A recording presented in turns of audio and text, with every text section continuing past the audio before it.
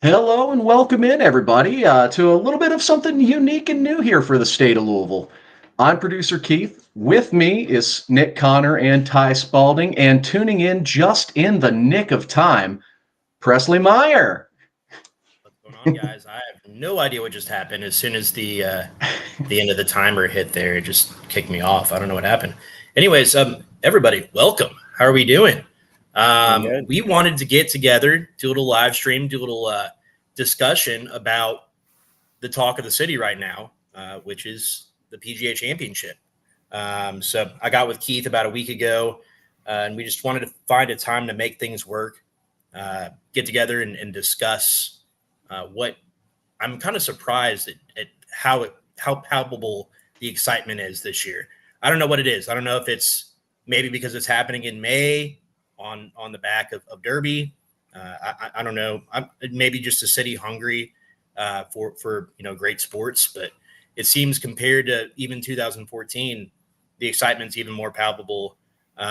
It's been called the biggest undertaking in PGA Championship history. And if you've been out there, you've seen the pictures, you know what I'm talking about. The amount of tents and grandstands and just the undertaking that is involved that goes behind making this happen is pretty impressive. So couldn't be more excited to be a part of it. Are any of you guys making it out there? I know Nick said he's not for sure. Ty, are you going to make it out at all? I'll be out there Friday and Saturday for sure. Yep. There you go. Keith, are you going to be able to get away? Unfortunately, not going to be able to make the trek down for this one with moving prep and whatnot. So That's not right. going to be able to slide in this year. Too many of us moving, man. It's too stressful of a time to be moving right now. No, but yeah, I mean, we want to dive real right. quick. Good. I'm sorry, Ty. Yeah, I'm gonna be out there Friday and Saturday, but if that leaderboard come Sunday is shaping up, I don't know how I'll be able to not be there. So Right. Friday, Saturday for sure, and then I think Sunday. It's going to depend on the leaderboard, but I would imagine it's going to be a pretty good one. So if it is that way, I'll probably go out there Sunday as well. I mean, and here's how I looked at it, guys, right? So for those who aren't aware, this is the fourth PGA taking place at Valhalla. I believe, let's see how good I am at math. So it's the fourth time since 1996. So 4 PGAs out of 28. For those who don't, right? Yeah, 4 PGAs out of 26. Sorry. For those who don't pay attention to golf, that's a big deal. These tournaments tend to bounce around quite a bit. The PGA placed a heavy emphasis on making sure that they had a heavy presence in Louisville, especially after the 96 and 2000 PGAs, which were fantastic finishes. I would say that the Tiger finish against Bob May in 2000 is one of the all-timers, one of the all-time great finishes in major championship history. And that's what Valhalla sets it up for, and that's what we're here to talk about tonight. I guess just diving right in, I had an idea of going hole by hole or, just discussing overall what the changes have been at Valhalla. But I think that's a great place to start is just the changes that have been made. I don't know if you guys have gotten to get out there in the last decade or so, but a lot of things have changed at Valhalla. For those who pay attention or who have been around the course at all, they've lengthened a lot of holes.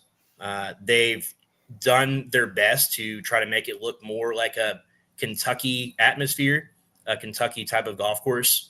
If you get out there, you'll see there's a lot of like white picket fences now. They have horses on the property now. Even little stuff like the tee markers, the design of the clubhouse, exposed limestone, that sort of stuff. Number 13 green is obviously a huge change that people will notice. They open it up about twice the amount of water and waterfall coming down behind the green now. Big changes. What are things that you guys have noticed? What's something that you guys are looking forward to seeing this week? I think for me, like the PGA is trying really hard the last few years, the move to May, making it more of a big boy golf course. And I think that's what Valhalla has really bought into in the last few years with the renovations. And that's what I'm interested to see. Are the guys like Rory McIlroy, Brooks Koepka, Scotty Scheffler able to take this thing apart? Or is it going to be a true PGA championship where maybe the winner's at like 8, 9 under? That's when you've really successfully done what you're looking for. Yeah, and the thing that is worth mentioning is the new fairways they put in, Mhm. going with Zoysia in the fairways. And Right. from a betting perspective, you can kind of get down in the nitty gritty, and you could see how players play versus on bent versus Zoysia. Mhm. Justin Thomas is actually much better on Zoysia fairways. So that's something to me that really is worth mentioning from a pure lay of the land standpoint. Yeah, I mean, and when you talk about those bent grass fairways, so those who are familiar with the game of golf, you'll understand a little bit better. There's quite a few courses around the city of Louisville switching to that Zoysia type of fairway. The reason being, the upkeep is a lot easier. I think when a lot of these private or semi-private courses opened way back when, whether it be in the 80s, 90s, whatever, a lot of people like to go with those bent grass fairways because they're just more visually appealing in the off season. Growing up, I played on a bent grass course, and 365 days of the year, that grass is green. So it is appealing in some senses visually, but as far as managing it and as far as playing on, if you've ever played on some pure bent grass fairways or tee boxes, it's pretty impressive. And so, I wouldn't expect it to be like, oh, what's the course out there in Shepherdsville? Why am I blanking? Heritage. Heritage Hill. I would expect it if you've ever been out to Heritage Hill. I wouldn't expect Yep. Their balls to be up on a tee like that, quite, you know, uh, quite like that. But in the same sense, you very rarely don't have a good lie in the fairway. It's the type of grass where the ball's not going to sit down a lot. So that's an interesting thing to point out, Ty. And then the receptiveness to rain as well. It's going to be a lot different playing on those now that the fairways are officially grown in. That was a huge concern of mine, right? When they said they were switching to Zoysia, I think it was in 2021 or 22. My huge concern, right, was that with the PGA moving from August to May, that the fairways wouldn't take. But then I remembered it's Valhalla, and they're going to dump whatever money into this course that needs to be dumped into it to make it look beautiful. So it's not like St. Andrews or something like that. So any other changes that stand out immediately to you guys? Tee box moves, anything like that? I was going to say, I'm not a Valhalla historian like some of the people here, but wasn't one of the recent changes just to make a lot of the par four holes play longer? Because there are, I believe, 8 par fours that are going to be over 470 yards this year. Yes, I mean that was a huge change implemented over the last couple of years. That's just kind of a sign of the times, right? Valhalla is not a course, in my opinion, that has a lot of teeth. It really isn't. I think that you could name 6, 8 courses just in this area that are far more difficult than Valhalla. Now, with that in mind, when you have a major championship setup, major championship tee markers, pin locations, the fairways mowed down. They made changes where it's closely mown now around the fairway bunkers, so no longer where you have to, hit it directly into a bunker. Your ball might roll into a bunker in a fairway bunker. Changes like that can make it a little bit more difficult, but really the only way to add some serious teeth to a course like Valhalla is to continue to lengthen it until they roll the ball back, until they make better regulations on clubs, that sort of stuff. So, I mean, that's a huge deal. Number one, right off the bat, they moved it back to 495. From a few guys that I've talked to this week, there are 2 or 3 guys in this tournament that have the ability to even think about cutting that corner there. Others are going to hit just like a nice 3-wood off the tee, lay back and then have a long iron in. Same thing, number 12. They moved the tees back considerably. Number 18, they moved the tees back about 40 yards. So, yeah, some considerable changes as far as distances. One that'll definitely come into play is number 14, already a very difficult par 3.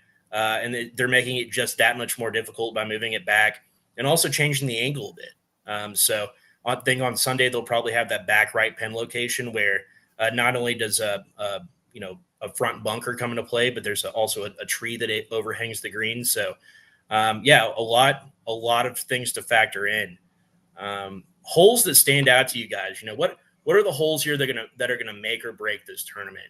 I call, I told Keith today, I call 13 through 18. Those are like those are the moneymaker holes, right? Like those are the holes that, they were created to have that backdrop of Valhalla.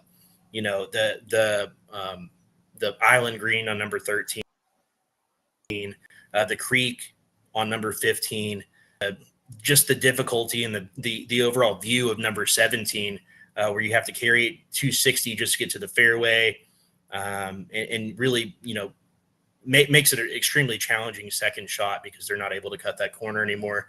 What are some holes that stand out to you guys? I think for me, it's just go ahead, Ty. Yeah, so the pin locations are out, and I'm taking a look at them right now. The PGA of America is not messing around with number 13. That day one pin location, 8 on and 3 off the right. So you have no room for error right off the bat. I was thinking that might even be a Sunday pin location, but that to me is going to make 13, even on the first day, make some guys really think about their shot in there. I mean, 3 off the right is very, very daunting. Only 8 paces on. So that to me obviously is just looking at the pin locations here, that to me stands out as we're going to make this hole from the jump really make players think. Yes. Yeah, go ahead, Nick. I'm sorry. For me, it's all about the par fives. There's only 3 of them. It's playing at a par 71. If you do not get the par fives this week, you will not make the weekend. And I think it's putting yourself in that position consistently on this golf course. Like you said, there's not a whole lot of teeth out there. I do really like what they've done with the graduated rough, though. Seen a couple of really good shots this week of just the stepping out of the rough.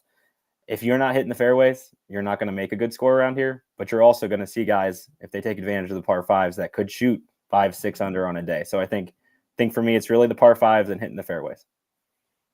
Yeah, and the other thing about the par fives as well at Valhalla is it's, especially 7 and 18 are the ultimate risk reward holes, right? On 7, you can take it up the left side, but if you miss the fairway, then you're in a really difficult position because you have to carry the ball 200 to 250 yards out of that thick PGA style rough. The same with 18, one of the better finishing holes that they play every time the PGA Championship comes to Valhalla, just because it always seems like it comes down to that last hole, and it's, there are a million different ways to play it with that horseshoe green, with the way that they can, manipulate the pin locations. Really fascinating to see. You're absolutely right, Nick. Number 10, that's really just a bomber's hole. That's a true driver 3-wood par 5. If I remember correctly, there were only like 3 eagles made or something like that on number 10 in 2014. So even though there's not, like we said, not a lot of teeth on number 10, there's no water hazards. There's, limited amount of bunkers. There's no real force carry, nothing of that nature. It's just straightforward golf, and it's just a long hole that you have to navigate well. I think the one thing that stands out as well that Ty mentioned, pin locations and being able to get it done on the greens, that's going to, win or lose this tournament. Everybody's games are getting pretty similar on tour at this point, right? Almost everybody can hit the ball extremely far. Almost everybody is a pretty high quality iron player. Almost everybody can get up and down. I don't think you can put yourself in too many difficult positions around the greens. I think getting up and down, regardless of the length of the rough, is not too terribly difficult. It's all right out there in front of you, but you just got to make some putts. That's really all there is to it. Any other holes that stand out to you guys? 16 is always one that stands out to me. That little stretch of 15, 16, 17 is really underrated because it's sandwiched in between 13, 14, and 18. But that 15, 16, 17 stretch, that's really what makes or breaks a tournament for a lot of guys. 15 can be a daunting hole because of the angle that it gives you off of the tee. If it rains enough, maybe guys can hit some drivers off of 15. But even though it's a short par 4, I wouldn't take that for granted. That's a hole where guys might have to hit a long iron hybrid, 5 wood, something like that off the tee, and they're still laid back where they still have a mid iron in hand going into that green, which is a very difficult approach. 16 has a bit of a forced carry unless you're just going to lay out to the left. And some of the thickest rough on the course is out there for whatever reason. I've seen a lot of people really struggle up and down that 16th hole since they've moved that green back since the 2000 PGA. It's just gotten that much more difficult. And then 17, like I already said, a forced carry off the tee. It's going to put a mid to long iron in everybody's hands. And it's really going to turn it into a ball striker's game and see who can make their putts at the end of the day. Yeah, I agree. I think for me, I think Rory, if there's just looking at from a player's perspective, I don't know how many wedges guys are going to have. Rory's obviously an outlier, but even with Rory, like the one thing that you couldn't quite rely on Rory is with his wedges. And even as long as he is, I was just glancing through the scorecard there. Even as long as Rory is, I don't know how many wedges he's really going to have. And I don't think that's necessarily the worst thing for someone like Rory. I think his wedge control has been one of the things over the years that's held him back. So maybe putting more 7, 8 irons in his hands versus lobs and wedges, I think that suits someone like Rory even better. And maybe we're going to get into, talking about different players and whatnot. But that to me is something that I'm really watching for. Is I think Rory McIlroy having an 8 iron in his hand is more beneficial to him having a sand wedge in his hand. And as I was just looking through the yardages, even with Rory being that long, I don't know that he's going to have a lot of wedges on this course. Yeah, I mean, that's a great point, Ty. And I mean, I think that's a reason why he had a little bit of a leg up on the competition in 2014. And I think the point that you're getting at as well is it's not Rory with a wedge in his hand versus other people with a 7 iron in their hand. It's Rory with the 7 iron in his hand, and everybody else has to have a 7 or 6 iron in their hand, right? Yeah. I think that's really the key, is that comparatively to other players, he's never been like a Justin Thomas or a Phil Mickelson with a wedge in his hand. But, if you go pound for pound iron players, you can count on one hand the number of guys that are as quality of mid iron players as Rory McIlroy. So, this is a guy, he's got it rolling right now. He absolutely has it rolling. I don't know if it's one of those things, and we can get into it here in a second. I don't know if it's one of those things that monkey off his back with, finally, publicly going through a divorce and everything that entails. I'm sure that weighs on you heavily. And I mean, obviously, there's the other storyline of him just kind of being the face of the tour the last few years. Even though he hasn't been at the top of his game, he's been the guy kind of taking up, that banner, if you will, for everybody else on tour. So, Nick, did you have something? I'm sorry. You meant the palpable buzz earlier in the show, and even not even just from a local perspective, but just from a golf perspective. Like, you have 2 guys in Scotty Scheffler and Rory McIlroy that haven't lost since the last time they teed it up. And then you add in that the defending champion just won in his last start as well. So right. even if you look at this from a golf angle and not really, the city of Louisville, there is a ton of storylines in just the golf world around this major championship. And I think it starts right there with the fact that Rory's won 2 in a row. Scotty, had to take a week off due to the birth of his child, and Brooks is coming off a win as well. So I think you talk about the buzz, and you're trying to figure out, where is that coming from? As much as it has to do with the city embracing it, I think just a lot of golf fanatics are really looking forward to this due to those 3 players that I mentioned. Right. I mean, you look at those are the three betting favorites, right? I mean, if you just dive right into it, right? Scotty Scheffler, world number one, won his last outing. His last outing happens to be the last major, the Masters, and he ran away with that. On a tear that we haven't seen probably since like prime Rory, prime Tiger. Maybe you could throw like a Jordan Spieth or JT in there, but I mean, it really since Tiger Woods, we haven't seen anything even close to what Scotty Scheffler's done. Won 4 out of his last 5 starts. As Ty suggested, he hasn't played since the Masters. So will there be rust there? I don't know. It doesn't seem like a guy like that is that affected by anything. He has a really good thing going with his caddy Ted Scott right now. Roy McIlroy, like you said, won his last major in 2014 at Valhalla. Has been majorless since then, which is just crazy to think about with the resume that this guy has. But like I said, seems like maybe a weight lifted off his shoulders. Last week played some of the best golf that we've seen him play in quite some time. Ran away with the Wells Fargo. I mean, he's won 3 out of the last 6 PGAs, guys. It's been a kind of a weird, it's either Brooks Koepka or somebody out of nowhere in the last few years, right? So you have Brooks Koepka, Justin Thomas, Phil Mickelson, and then last year Brooks Koepka again. So, and Koepka in form as well, like Ty previously mentioned. He coming off a win in Live Singapore, so. Yeah. I mean, it's these 3 guys, right?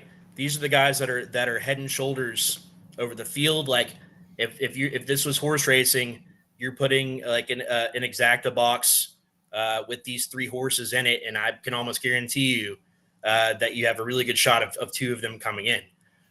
So, when you analyze the rest of the field, though, that's where the conversation gets pretty interesting. And so if you go back and look, this is kind of a course that's produced some very, very tight races. Not to continue the horse racing analogy, but it's been a course that nobody can really separate themselves from the pack. There's not a stretch of holes at Valhalla that's any more difficult or any easier than one over the other, right? There are some gettable holes. There's some holes where you're going to have to strike the ball really well. But there's not a ton of teeth like a normal major. So to touch on that a little bit, you mentioned there not being a lot of teeth on the course.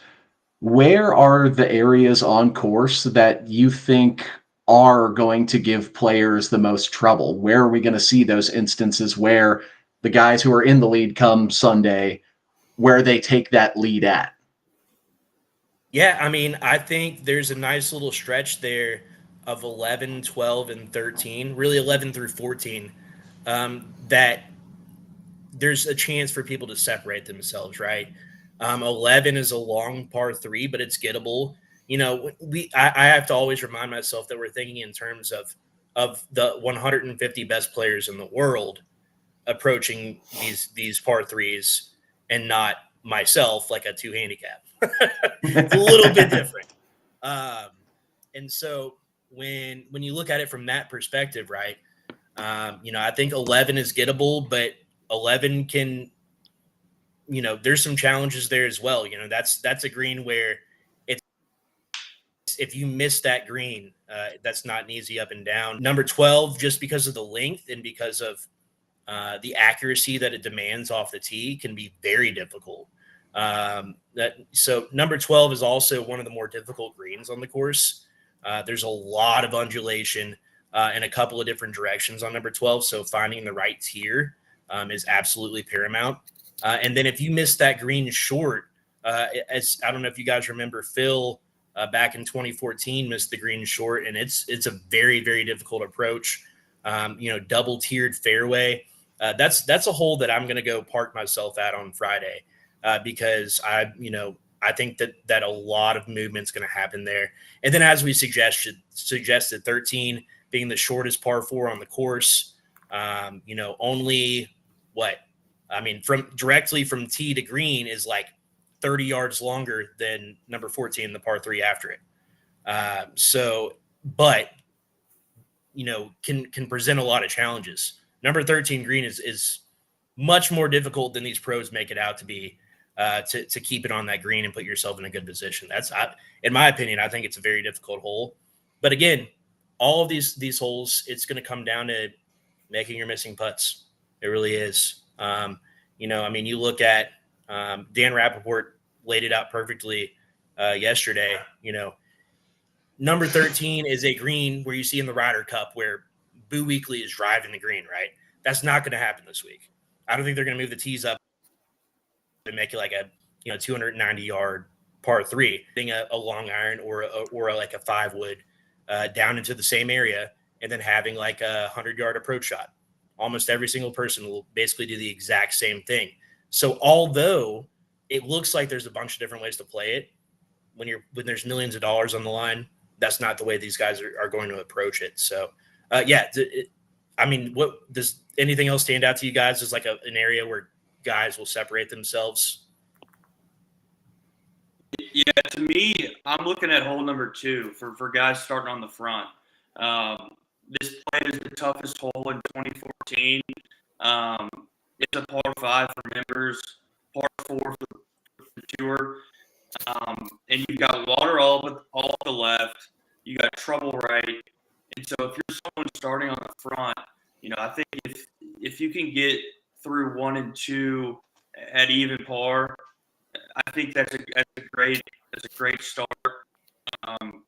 And so that to me, if you look at if there is any teeth on the course, I think 2 is the hole that I think will probably play as the toughest hole as it did in 2014. So I think for me, 1 and 2 getting through there even. If you're 1 under, you're for sure gaining strokes on the field. But I look at those first 2 holes for guys starting on the front. Obviously, the first 2 rounds are split tees, but as we get to Saturday and Sunday, if you can get through 1 and 2 or 1 under, you're at the least probably getting half a stroke to a full stroke on the field. So to me, if you're looking at a hole that's as it did in 2014, that's probably almost definitely going to play over par. It's number 2. Nick? And I would look at the inverse, guys that are starting off the back, 10 and 11. You're gonna find out real fast what those guys got going. I think tomorrow morning you'll see some jabroni who's maybe 2 or 3 under playing with a guy who's like +3 through 4. Yeah. Because again, par 5, right? Got to hit a fairway. Can get home in 2 if you're in the right spot, and then a long par 3 after that. That's one where I look at a scorecard when I'm playing and I'm like, really? We're starting with a long par 5 and then a long par 3 with the long iron in, right? Sounds like a lot of long irons in before you get warmed up. Now, obviously, these guys will be loose, but I think that's a stretch there. Like, as you said, the course is gettable after that. You got to get through 11 and 12, just like you got to get through 2 and 3. Yeah, I mean, like Ty suggested as well, it's interesting. Golf is such a fickle sport, right? When you look at number 2 as a par 5, you say, oh, this is the easiest hole on the course. 100%. But then if you said, no, number 2 is a par 4, you're like, well, what, you're expecting me to make 4 on this hole? Where you're looking at, right? You're looking at number 2 as a par 5. You're like, I'm going to birdie this. Easy birdie hole. Then all of a sudden you say, well, what if it's a par 4? You're like, well, God, I'll be lucky to get out of there with 5. But that's how the mentality shifts, right? That's how we all think. Like all of a sudden, it's putting you in a position where you have to hit a quality iron shot into that green. And that can present challenges. One other area that I think can separate a lot of guys from the pack is 6 and 7. 6 is a hole that isn't talked about enough. That is a fucking bitch. Like 6 to me is, that's one of the hardest holes in this area. Because you really can't hit a driver off the tee. You're looking at, I'm assuming these guys will hit like a hybrid type of situation, some sort of 230 to 250 type of club. And no matter what, they're going to have a long iron in hand. That hole used to be, the green was just over the other side of the creek. And it was a nice little, layup and then wedge or short iron in. They moved the green back, 60, 80, 100 yards, something like that.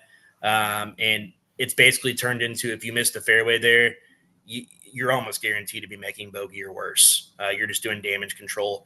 And then, like we said, 6 going into 7 7 feels like an even more important hole after 6, right? Because you're coming off of one of the harder holes on the course and you really feel like you have to capitalize. Like Nick said, you have to be significantly under par on the 3 par 5s. And it's, you don't really have much opportunity out there to Let me ask you, Presley.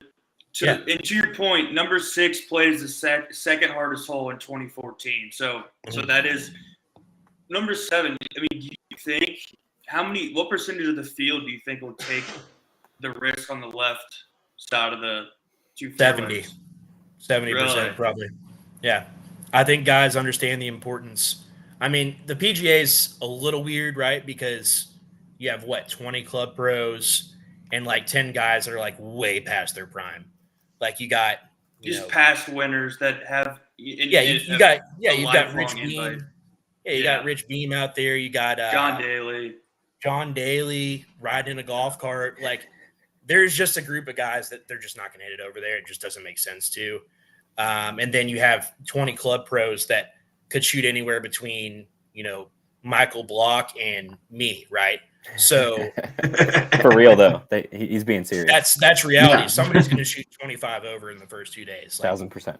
Yeah. For the average person, one of us. Yeah, exactly. So you think, but no, I mean, the reality is, sorry. Yeah, so I mean, you think out of the active tour players, you think almost all of them will take that left side? I think so. Yeah, I mean, if I remember correctly, dating back to 2014, I'm pretty sure that was the strategy for most of those guys. So for people that don't know, if you take the right fairway, it basically takes going for the green and 2 out of play. It's possible, but not recommended, right? If you go down the right side of the fairway. And again, it depends on where they have the tees. They may move the tees up some days. It could be wet some days. The fairways could dry out on Sunday. Don't really know. But I would say, yeah, the vast majority of guys will go down that left side. Do you think differently, Ty? No, I'm trying to remember because that was one of the holes that if you're someone that's going out there, I remember 2014, we hung out at 7 green for a good stretch of one of the days because, seeing those approach shots in there is, if you're just looking to camp out at a hole, that you can't go wrong with number 7. I was just trying to remember. You may be right. I'm just trying to remember back 10 years ago if that was the case then as well.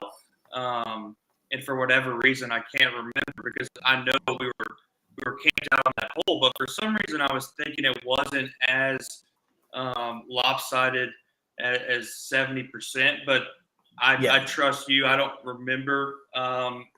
Vividly, but that would make sense. I mean, you're probably cutting 50 yards off the hole by taking that fairway. And as long as guys are these days and the premium that making birdie on par 5s in this tournament, you're probably right. But, yeah, I mean, if you're going out there and you just want to sit at a hole, I mean, that's a good hole to sit at because those shots into the green are really exciting. Yeah, the game has really changed, man, in the last 10 years. I mean, even when I look back at the leaderboard 10 years ago, I'm like, who the hell are these guys? Like, you so quickly forget some of the guys that were big names or big players on the tour. We're in such an underrated era of golf.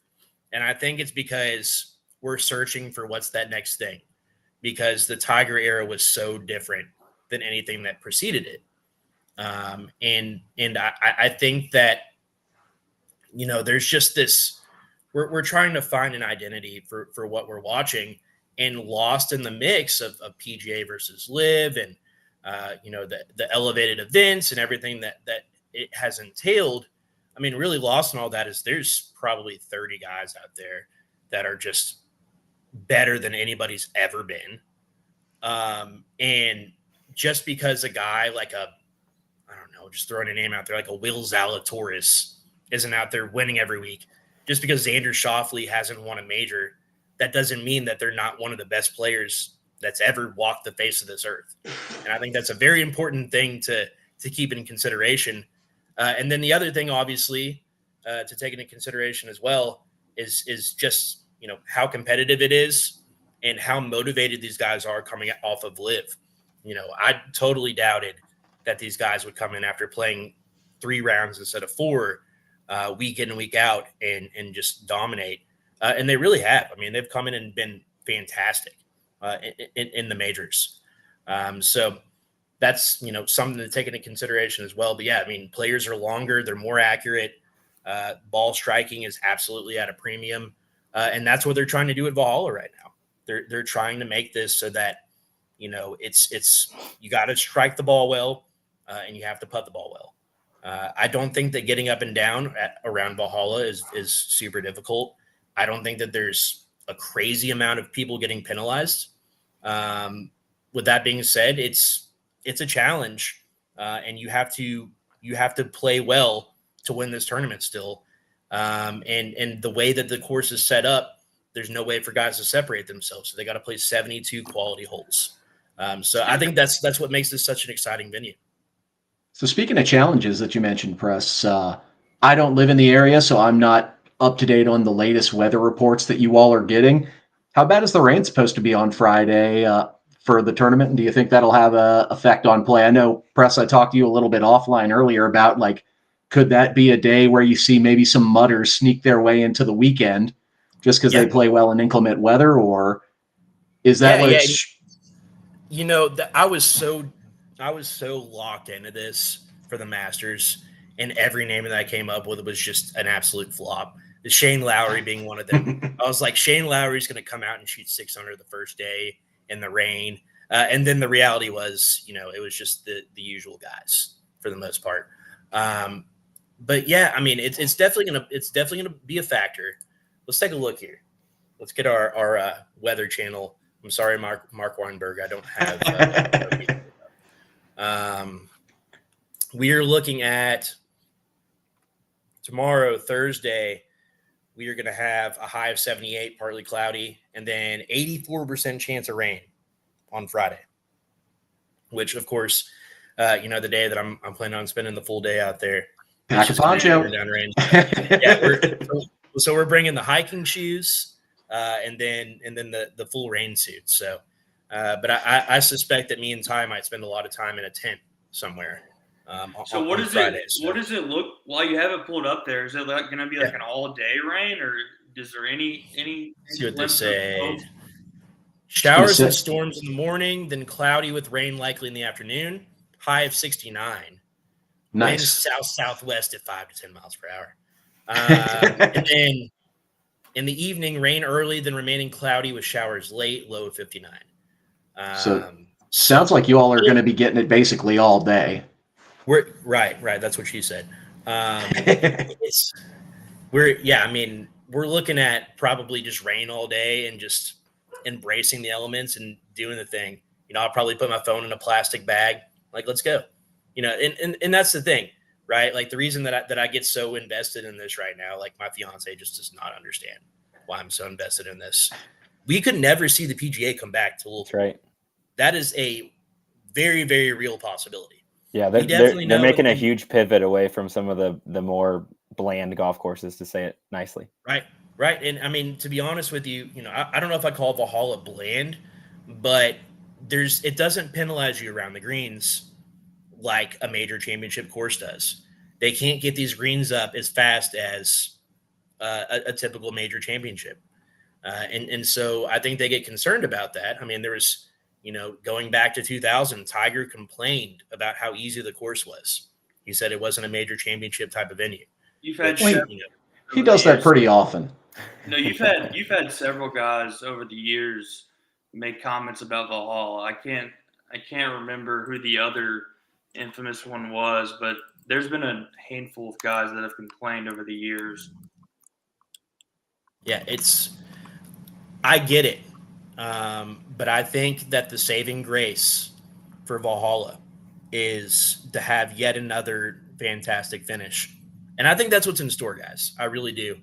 I don't see there being a way, unless somebody's just golfing the shit out of their ball. I don't see a way that somebody's going to be 20 under and the next closest person is going to be 14. That's just never happened. That's not what this course is.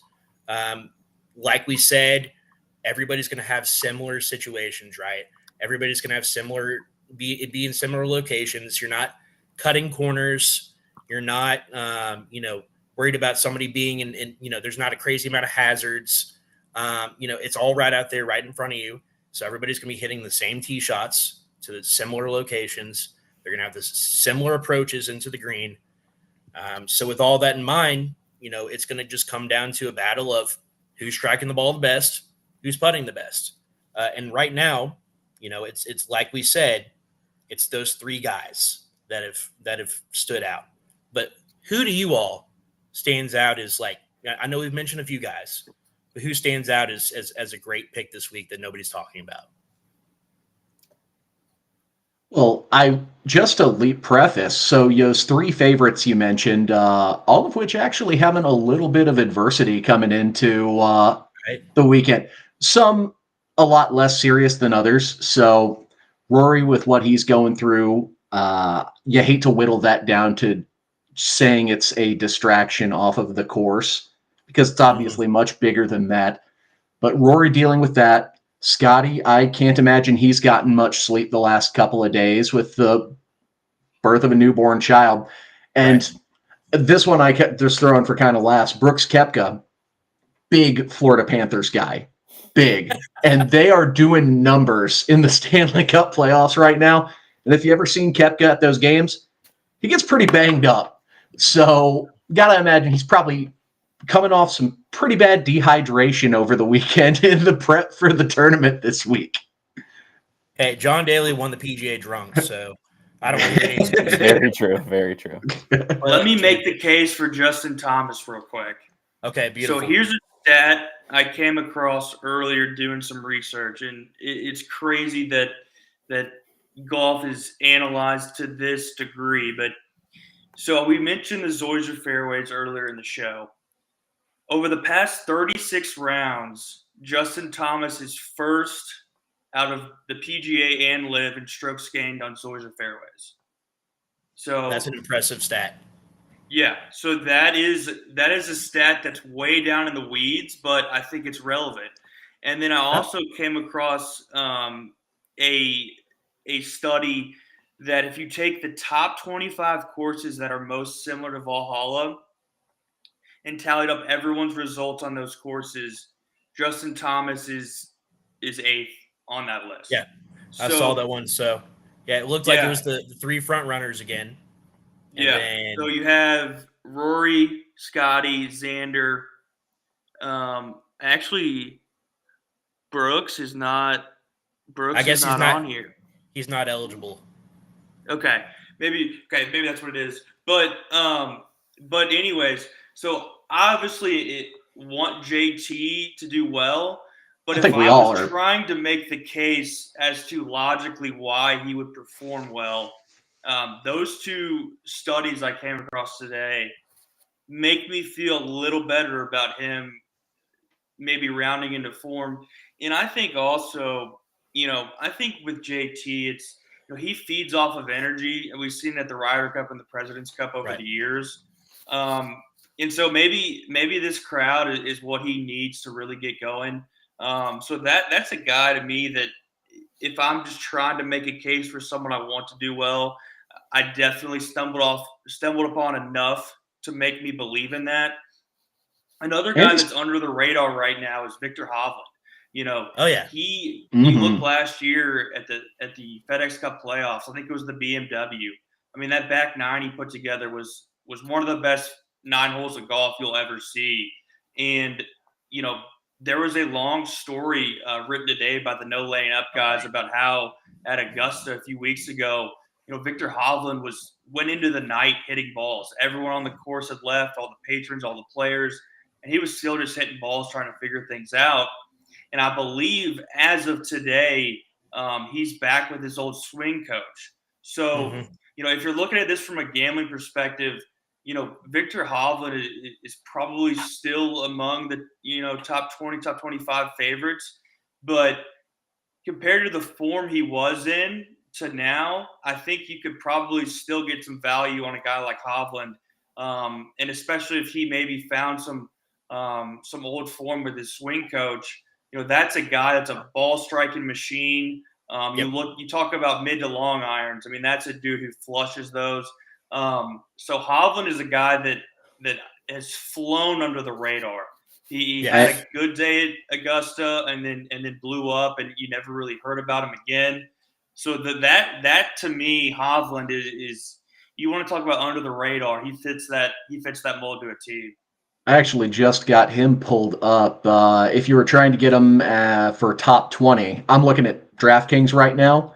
He's at plus 170 for top 20. So Pretty good. Not bad Plus for a top. 3,500 to get the dub. You take those big daddy hacks, Press. I'm not built like that. That's right. Yeah, we'll and I think when you're thinking mortgage on along that. those lines, like he's either going to win the golf tournament, he's going to finish top 10, or he's going to miss the cut. Like you're going to know real quickly with Victor.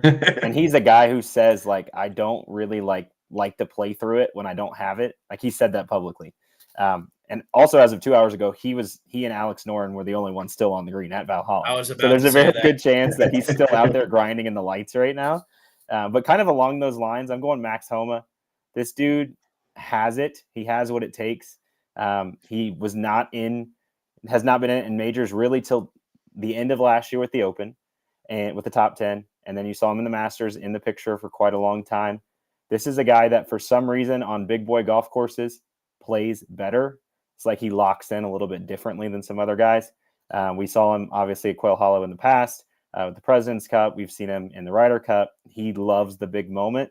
So I'm looking for Max Homa to be a guy that's there for the most of the weekend. And then the other one, I'm going to go with the live guy, Bryson DeChambeau. This is a big boy golf course. Not only is Quail Hollow a course fit match to Valhalla, but so is Winged Foot. And Winged Foot, of course, where he won his first PGA. If he's going to win another major, it's going to be a PGA or a U.S. Open. I don't really feel like Pinehurst is a good fit for him, so I wouldn't really look there here in a month. But I think Bryson has the tools. Of course, you saw him with the 3D printed irons at Augusta, which was a whole thing, but they were working. But he's a guy, I think you got to have a guy who hits it far and can get hot with the flat stick. That's Bryson. When Bryson starts filling it up. For me, I would say if you're looking at anything, it's Bryson first round leader. You're going to know immediately with Bryson because he's one of those big showman guys. But if you remember, he was doing the double hat tip at Augusta. Forgot he took his hat off. It was a whole thing. But Bryson's a guy that knows he can win in the big moment. And I think it's also worth noting, I think there's something to say about these live guys, like almost saving their energy, like their competitive energy until it matters. Nothing brings out the competitive juices like spite. That's right. So when they have the chances to compete against those PGA guys, I mean, Patrick Reed's a guy who I feel like every major, he's always doing something, being a shitbird, shithousing somehow. And then he comes out in top 10s, top 20s out of nowhere. He's never in contention to win, but he's always just right there. And I feel like that's the case for always like 5 or 6 live guys every tournament that just stick around. Because of how long the course is, I'm surprised DeChambeau isn't getting pumped up more by the books than he is. It feels very bait and switchy to me. He has been like the number one tipped guy in the golf community this week, like quietly. But like as you said, the number has not gone anywhere. Really interesting. And to mention on Homa, because he was one of the guys who I'm on for top 20 as well. I think I had him at plus 130, just because I like to hit singles and doubles. I don't swing for winners like Press. But he's top 20 in 5 events out of, I think, the 10 or 11 he's competed in this year. And he just feels like one of those guys, and this is not analytically inclined whatsoever, but it feels like one of those guys who his rocket is about to take off, and I don't want to be left missing when it does. Yeah, absolutely. It's worth mentioning he's with Brooks Koepka the first 2 rounds. Max, like you mentioned, Nick, it seems like he played with Tiger the first 2 rounds at Augusta, and it brought out the best in him. Maybe we see something similar with him with Brooks Koepka the first 2 days. So if you do like Homa, I actually don't hate that pairing at all. No. Yeah. Go ahead, I'm sorry. Oh, no, I was going to say, if you want to finish on Homa, I was going to bring up someone else who's got a little bit of juice coming into the weekend. Yeah, let's go. So rounding into form, Cam Smith, another player who I got him at plus 165 for top 20, and it looks like he's still sitting there. But came in second at the Live Golf Singapore event, so only finished ahead of him. Finished sixth at Augusta, and has started to round into form as of late. I believe he was fighting an injury of some sort right before the Masters tournament, but since he's become healthy, and he's someone who can get hot with the flat stick. So I kind of like Cam Smith, so that's why I took a little bit of a sprinkle on him for top 20. Yeah, I mean, you're looking at one of the best putters we've seen in decades, right? Mm-hmm. And like I said, there's nothing, screwy about Valhalla's greens. Everything's very straightforward. There's lots of makeable putts out there. And if you get the flat stick rolling, all of a sudden, especially these pros, are going to be looking 30, 35 feet away from the hole, feeling like they have a good chance to make putts. There's no greens out here, and there's no places they can put pins where they're thinking, oh, if this ball gets a couple of rotations past the hole, all of a sudden it's going to roll off the green. Like, there's nothing like that out there. And I think that's one of those things with that we've talked about, why they're kind of getting away from Valhalla just a little bit, and why we need to remind them this week that this is one of the most exciting venues in sports. I think that's the challenge that Louisville needs to be up to. And I think that it could be one of the most memorable weekends in a long time if Justin Thomas is in the mix. This is a guy, like Ty had suggested, if he gets the flat stick rolling, he has all the intangibles. If you look at his stats this year, which has been, again, just a very rocky season for him, switched caddies right before the Masters, strokes gained total 31st. And that's a bad season for him, right? Tee to green, 11th. He's gaining plus 1.089 tee to green. Off the tee, 70th, which is about standard for him. Approach to the green, 12th. It's a big one to take into consideration when iron play is at such a premium. And then putting, 150th, losing almost half a stroke to the field so far in putting. So if he can just, get a little bit closer to the norm, 70th, 60th, something like that in putting this week, and strokes gained putting, he'll be right there. He'll be right there, compared to the rest of the field. As you guys suggested, John Rahm, plus 1,600, a guy that nobody's talking about. And it's that live effect, right? When they're not on people's radars, he didn't have an amazing week at the Masters by any means. So there's some of these live guys' names. I love Bryson this week. There's only a few guys, like I said, that can bite off a little bit more than others can chew on this course. Bryson, number one, is a perfect example. Bryson has the length that he can just cut that corner and have a wedge in on number one. And he's one of two guys, maybe three out there. Maybe Ludwig Abear, I believe is how you say his name, might have a chance at that. But yeah, I mean, you look at, you just go down the list.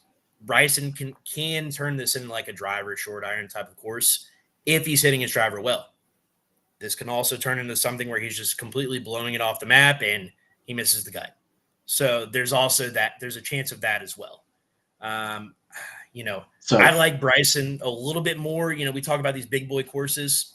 I like him a little bit more when he has the opportunity to do things that other people can't, which on this course is just you're further down the fairway, not you have a better angle, not, you're approaching the hole in a completely different way and have a different club in. It's just you're a little bit further, a little bit closer to the hole. But I do like Bryson because he has that length and because he's still one of the best golfers in the world. Xander, as you guys mentioned, at plus 1,400 is I think he's valued really well there. Max Homa, Victor Hovland, Wyndham Clark, all excellent ball strikers. So I think all of those guys will be in the mix as well. I think we're pretty much up against time. Any other comments this week? Any other questions, concerns, ideas? Cool story to mention that could potentially happen. I mean, obviously, I think we're all pulling for Justin Thomas. Jordan Spieth only needs a PGA for a career slam. I know he's struggled this season, hasn't played well. Big boy. He's gonna miss the cut by 5, but it's gonna be absolutely. He's gonna be 3 under through 4 tomorrow and miss the cut by 5. Yeah. You got anything else before we hop out? No, the other thing to mention, someone mentioned earlier, Scotty and Ted Scott, the relationship. Ted Scott's actually not going to be on the bag on Saturday. Yeah. I don't know if it's going to be a local caddy that Scotty's bringing in. It's But the tour chaplain, so it's actually one of his best friends, apparently. okay. That was just Interesting. an interesting storyline that I meant to bring up earlier when we were talking about Ted Scott and Scotty Scheffler. But yeah, for me, if you look at JT, even just somewhere around the top 20 heading into Saturday, I mean, it's going to be loud.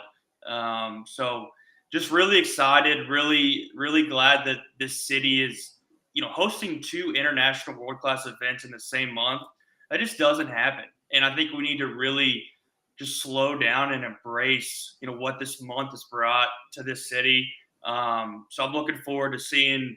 I know this city will show out. I know, as it was in 14, it'll be loud.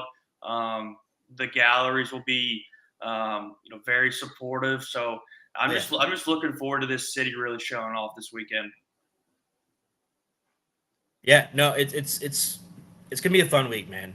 I don't care about the weather or anything else related because as we got into, Valhalla is just a fun course that just primes players for these fun finishes, and professional golf is at a better place talent wise than it's ever been, and could not be more excited to see what could happen. And for us to all be wrong, and it's like Phil Mickelson comes out of nowhere and wins it. So. That's all the time we got. Thank you guys for tuning in. Until next time, maybe we'll do a little update or something on Friday night if things get juicy. Let's get out of here and go Cards.